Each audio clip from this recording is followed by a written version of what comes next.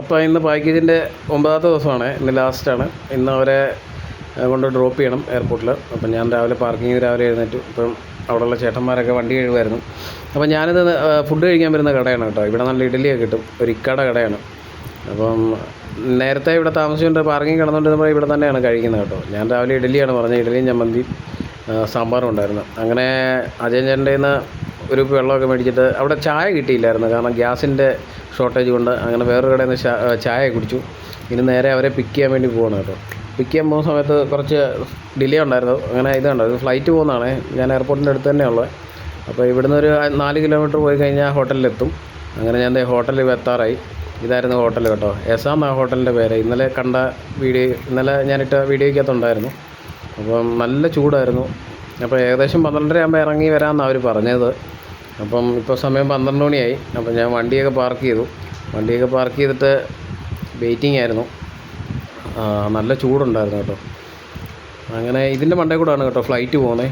അപ്പോൾ ഫ്ലൈറ്റ് പോകുന്ന അവരുടെ റൂമിനകത്ത് ഇരുന്നാൽ പെട്ടെന്ന് അറിയാൻ പറ്റും. ഇതുണ്ടോ, ഫ്ലൈറ്റ് പോകുന്നതാണ്. അങ്ങനെ ഞാൻ നേരെ വന്നൊരു ചായ കുടിക്കാൻ പോകുന്നു കേട്ടോ. 12 മണിയായി, എന്നാലും ഒരു ചായ കുടിച്ചേക്കാമെന്ന് വെച്ചു. പിന്നെ ഓരോ ചായ കുടിച്ചു. അപ്പോഴത്തേനും അവരെ റെഡിയാണെന്നും പറഞ്ഞ് വിളിച്ചു കേട്ടോ. അപ്പോൾ ഞാൻ പിന്നെ വണ്ടി എടുത്തിട്ട് ഇത് അത്താണി എന്ന് പറഞ്ഞ ജംഗ്ഷനാണ്. അപ്പോൾ വണ്ടി എടുത്ത് പോയി. ലഗേജ് വന്നിട്ടുണ്ടായിരുന്നു. അപ്പോൾ ഞാൻ ലഗേജ് കയറ്റി അവർ യാത്രയാക്കി കേട്ടോ.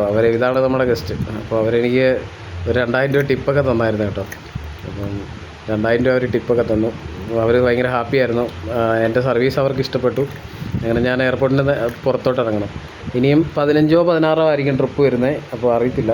അപ്പോൾ വണ്ടിയുടെ ഒരു ബ്രേക്ക് പാഡ് മാറാനുണ്ടായിരുന്നു. അങ്ങനെ നമ്മൾ സ്ഥിരം കാണിക്കുന്ന വർക്ക്ഷോപ്പാണ് കേട്ടോ. അങ്ങനെ ഈ വർക്ക്ഷോപ്പിൽ വന്നു. ടയറൊക്കെ അഴിച്ചുകൊണ്ടിരിക്കുകയാണ്.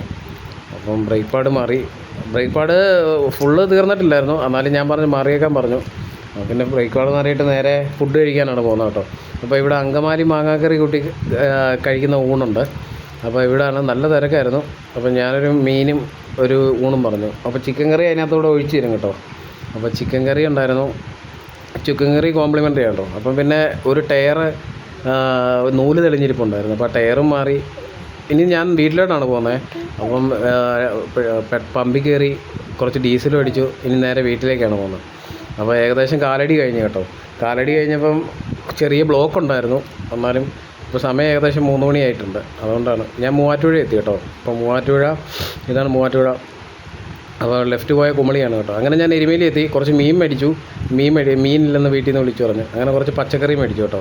അപ്പോൾ വൈഫ് പറഞ്ഞു കുറച്ച് മുളക് കൂടെ മേടിച്ചേക്കണം. അപ്പോൾ ഞാൻ 1 കിലോ പച്ചമുളക് മേടിച്ച് എരിവുള്ളത്. എന്നാന്ന് വെച്ചാൽ മാങ്ങയുണ്ട്, ആ മാങ്ങയ്ക്കകത്ത് ഇടാൻ വേണ്ടിയാണ് കേട്ടോ. അപ്പോൾ എരുമേലിയാണ് ഇത്. എരുമേലി അയ്യപ്പന്മാരുടെ തിരക്കുണ്ടായിരുന്നു. കാരണം നാളെ 1-ാം തീയതിയാണ്. അതുകൊണ്ട് അയ്യപ്പന്മാരുടെ തിരക്കുണ്ടായിരുന്നു. നാളെ നട തുറക്കും. അതുകൊണ്ട് അയ്യപ്പന്മാർ കുറേ പേരുണ്ടായിരുന്നു. പിന്നെ കഴിഞ്ഞ പ്രാവശ്യം അപ്പു എന്നോട് മിണ്ടിയില്ല, കാരണം ഒന്നും മേടിച്ചുകൊണ്ട് ചെല്ലാഞ്ഞുകൊണ്ട്. അപ്പം ഈ കുറച്ച് ഐസ്ക്രീമും അപ്പുവിന് ബിസ്ക്കറ്റൊക്കെ മേടിച്ചിട്ടുണ്ട് കേട്ടോ. അപ്പോൾ അപ്പുവൊക്കെ എന്നെ കാത്തിരിക്കുമായിരുന്നു. അങ്ങനെ ഞാൻ വീട്ടിലെത്തി. ഇനി ഒരു കട്ടൻ കാപ്പി കുടിക്കണം, ഒന്ന് കുളിക്കണം. 9 ദിവസത്തെ ഉറക്കളയുണ്ട്, ഒന്ന് ഉറങ്ങി തീർക്കണം. ഇനി അടുത്ത ട്രിപ്പ് 16-ാം തീയതിയാണ്. അപ്പോൾ അടുത്ത ട്രിപ്പിൻ്റെ വിശേഷങ്ങളുമായിട്ട് പിന്നെ കാണാം. ഓക്കെ.